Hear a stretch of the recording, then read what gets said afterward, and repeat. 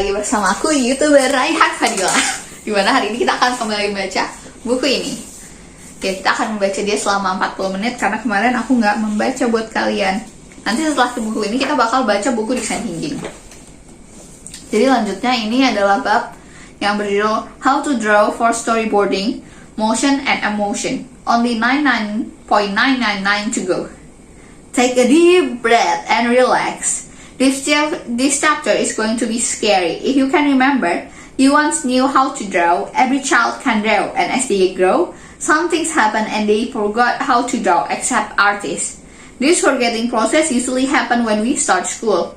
Drawing is not usually considered one of the 3 R's: reading, writing, and arithmetic. Okay, that's kind of memaksa. School teach what society consider important. If drawing is to be taught as part of art educational program, it must be for educationally justifiable reason. Drawing has an important place in school because of its contribution to student cognitive process, to their competence and skill in the use of valuable symbol system. School drawing should promote the acquisition of knowledge and understanding through a special visual mean pervaded with feeling and aesthetic quality. And just what can be learned from and through drawing and other works of art are like window of the world. Through them, we see and create vision of ourselves and our universe, concern dreams, emotion, and sense of beauty and quality. Although a child and artist might not set out to create a fresh idea about the world in their drawing, new and expanded worldview are an inevitable result. The often accidental happy byproduct of drawing is the creation of insight that artists might not themselves have sought. Drawing are a great way to begin the visualization of a film.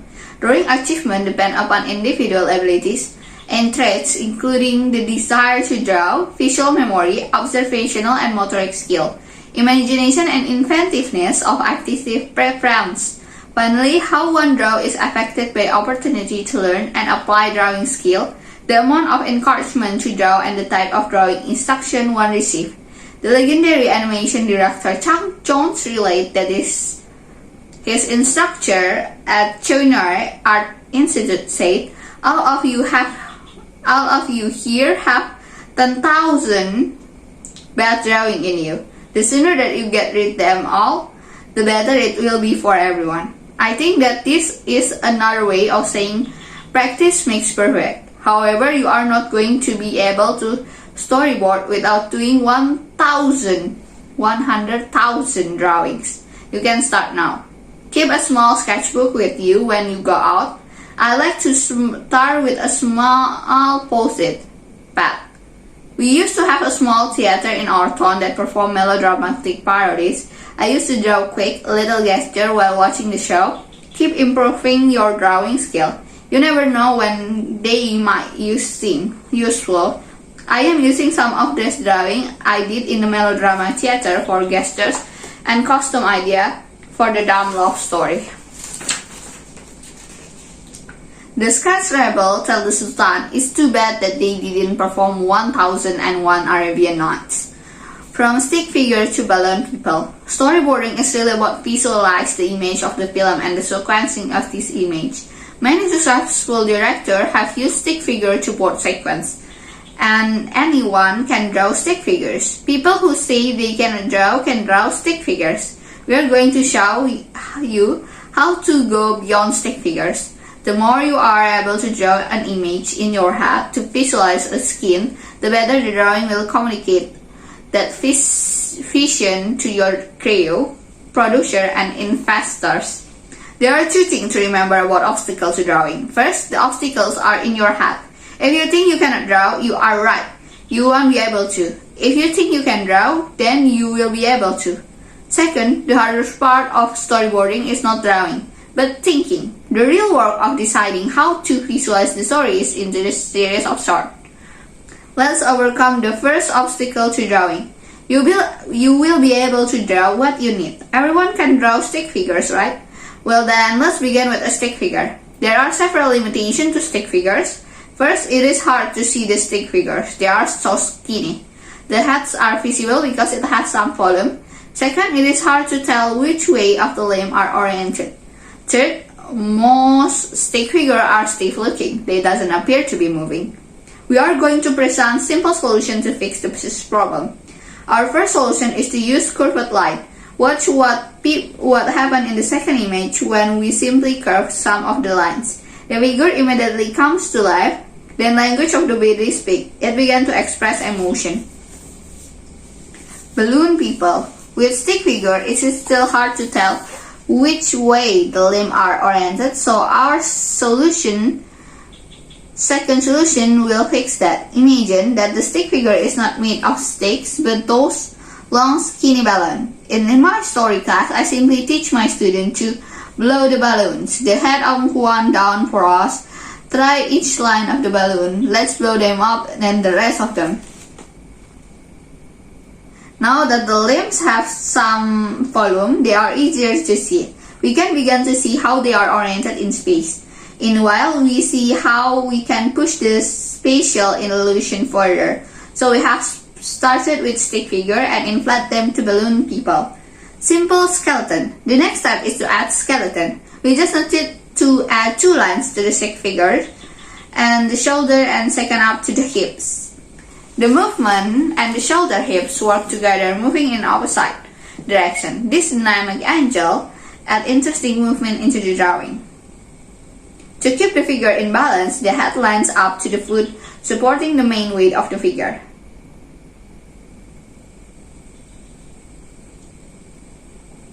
In walking, the head leans because the body is actually in a concert fall. Each step forward catch the fall and the cycle begin again. Life of action. Running through a figure out of imaginary line of action that represents the main thrust of force animating the figure, the S-curve stick figure is called the line of action of those pose. It is one clear line that defines the pose. To create a pose based on a line action, start by drawing the gesture line that expresses the action of the pose.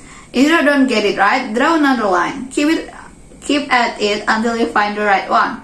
Then blow up the balloon to construct the drawing. Then clean up the line by erasing one you don't want or just darken the one you wish to keep, and finally add details. Many storyboard artists and animators work with a light blue pencil to draw out the pose and then use a black pencil or pen to do the cleanup. So if you can draw stick figures, you are halfway there. You just need to finish the drawing. Now let's try some poses. With poses where the body bunch up, it's easier to work out the skeleton first, then construct the body mass on a balloon around that. Using the figures drawing for quickly tumbling out your drawing, star shape people are variation balloon people that work as well. One exercise given the beginning animator to inflate a force stack. The purpose of this exercise to develop a sensitivity to getting a gesture of life into the pose. All humans are born with a tendency to draw objects as simple as possible, to avoid overlapping, to decide things from characteristic view, to arrange line and shape as right angle. Focusing on the gesture of the pose, fight this tendency. It is not easy to do at first, but when it works, even though there is no face, you still know exactly how the flower sac feels because of the gesture. What about drawing hand? Hand can be difficult to draw. Beginning artists drawing the figure will often put the hand behind the back or leave them unfinished. Hands are very expressive and can distort into all kinds of shapes, and there are all those fingers to deal with. Where do you start? The secrets that I have found to drawing hands is not to think about drawing hands. What do you draw then? For storyboarding, we are not trying to make beautiful drawing, but rather visualize the story into a series of pictures.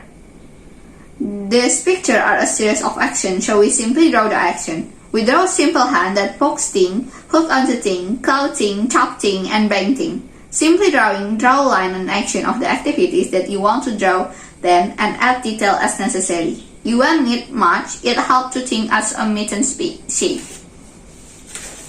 Think in terms of what the hands is doing rather than trying to draw all the parts. We are drawing the action verb rather than the announs.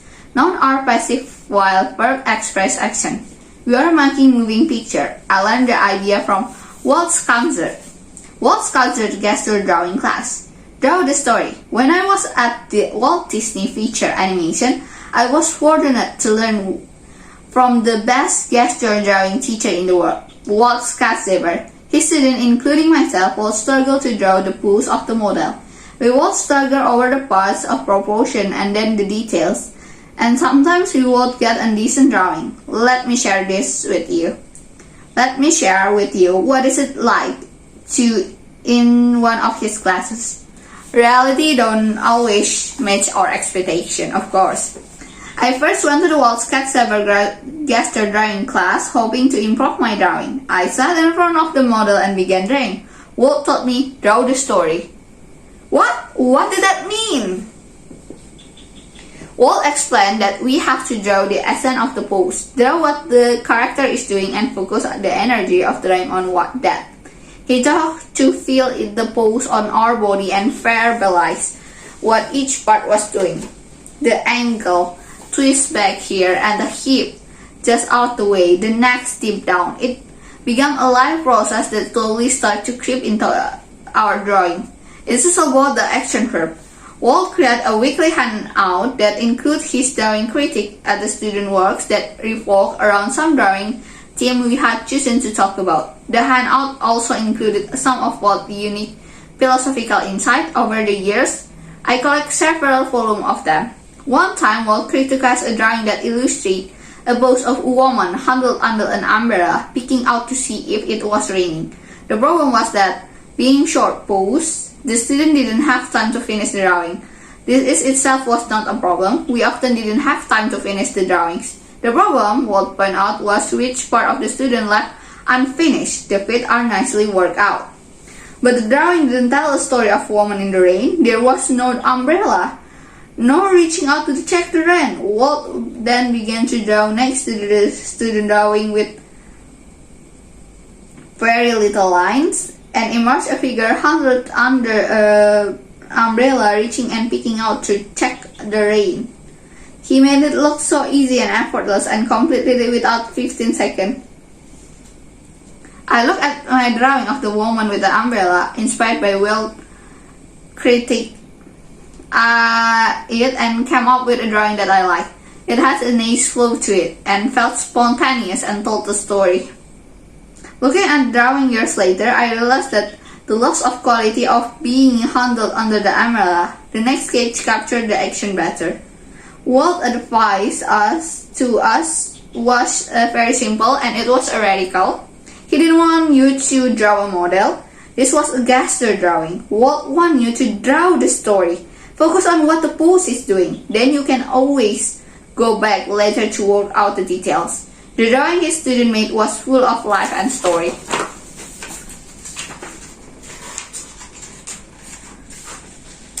He also suggested we keep a sketchbook with us all the time, that we draw with a pen rather than a pencil. It is focused us to be confident and not afraid of failure. We cannot rely on an eraser. Each week, I look forward to Walt gesture class. I playfully challenge Walt on many occasions about drawing, and every time he ended up being right. Over time, and once in a while, my drawing will come to life. Walt taught me a lot about life drawing. But Walt was more than just a great teacher of gesture drawing. More importantly, he inspired me with the kind of life that he laid out. Going, curious, adventurous, dedicated, and above all, very generous with his lifetime of experience. It is believing in his grieving spirit and love of the art that I believe that Walt won't mind me sharing with you a few of his quotes from his wonderful handout. I hope they inspire you as they did to me. Walt quotes: a sure way to keep from making static, lifeless drawing is to think of drawing verb instead of noun. Basically, a noun names a person, place, or thing. A verb assert of express action and a state of being or an accurate. I like this drawing because it suffers from a bad tangent. Her nose is poking his shoulder Bad tangents are poor alignment that flatten out space because two levels of depth come together and touch. The classic example is the photographer who got back her vacation photo only to discover that the tree is growing out of her child's head. Moved the pieces around so they work well. In the next image, I move her so she overlapped the man. The pose also feels she is more emotionally engaged in the action. Conflict, in the form of tension, also add interest to the drawing. One arm sketching up to the another, reach down, a person chopping down, picking something up, a person feet wanting to walk to stage right, while the face looks to the stage left thinking, maybe we ought to be going the other way. Walt will have fun with this drawing. What is she standing up? Oops, I forgot to draw the base. The body will always attempt to stabilize or balance itself. Here we have the paradox, for it seems that in order to balance itself and to maintain some stability of symmetry, the body has to establish some kind of conflict of tension. But this is should be, and drawing without attention tends to be rigid and lifeless. Gravity and force. There are always force working on the body. Gravity never rests pulling down on the body. Fighting against this force is life energy on the body, allowing us to rise up. The muscle bone of the bone that supports the rest of the body. Feel the force in your own body when you draw it. It will help your drawing feel alive. In order to draw faithful and expressly, the artist has to be passionate about the gesture. He has to feel it. He was performing the action himself. To sit back and suppose that the model was all done the work, all we have to do is copy what before us in a folly. That is the purpose of drawing from life. The purpose of drawing from life is to transmute the essence of the gesture into a chosen medium drawing. More importantly than looking for things on the model to drawing, it's getting the feeling of what the model is doing. All the parts may be drawn, but if they aren't integrated to tell the story, they become just so many parts. One student had become flustered with his attempt to capture this pose. The instructor showed the student had lost control because he had been copying some outline that appeared in the model's body, rather than the gesture of the body itself, to express the pose. Analyze gesture doesn't take a lot of time, nor does it up a lot of energy. Actually, it's quite invigorating. All you have to do is decide what you want your character to do. You should take a split second, and without getting a side-taker by fascinating and eye-catching detail, get it down on paper. One student became frustrated with his time to capture this pose.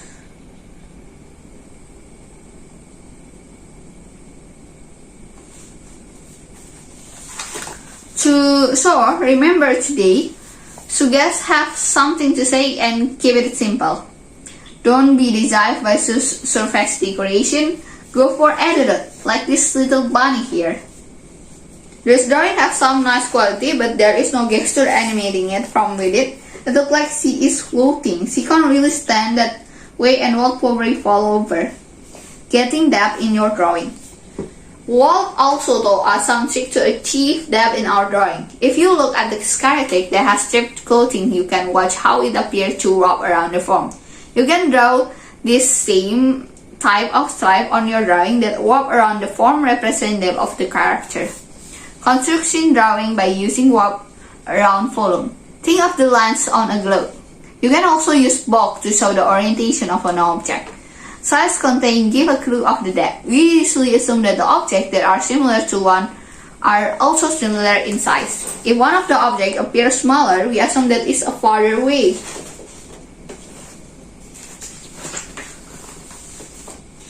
Playing with the size constantly can be used to create some strange illusion in the next image. A bad tangent is used for a trick.